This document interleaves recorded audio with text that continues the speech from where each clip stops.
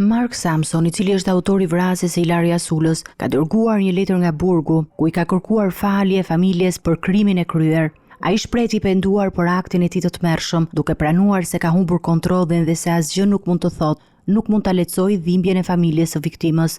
Unë jam të çmendur nga pikëdhimi dhe kam humbur kontrollin. Jam i vetëdijshëm se asgjë që mund të them apo të bëj sot nuk do ta lehtësoj qoftë edhe pak dhimbjen e familjes. Nuk po përpiqem të zvogloj përgjegjësitë e mia apo të shpëtoj nga pasojat e veprimeve të mia. Jam gati të paguaj mëkatet e mia pas një justifikim, ka shkruar ai sipas mediave italiane, por sipas familjarëve të Ilaria Sulës, letra nuk mund të fshijë mizorinë e asaj që ka ndodhur.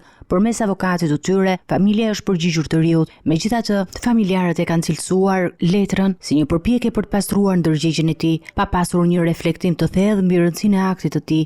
Ata theksojnë se letra nuk mund të fshijë mizorinë e vrasjes dhe se kërkesa për falje nuk mund të ndryshojë. Teksti i kësaj letre duket më shumë si një pasqyrim i vetes së tij, pas një vëmendje reale ndaj peshës së veprës së kryer. Secili ka të drejtë të shkruaj, por gjithashtu prindërit e Ilarias, gjithë familja e saj, vëllai dhe të tjerët kanë të drejtë të mos i pranojnë këto ndjesa.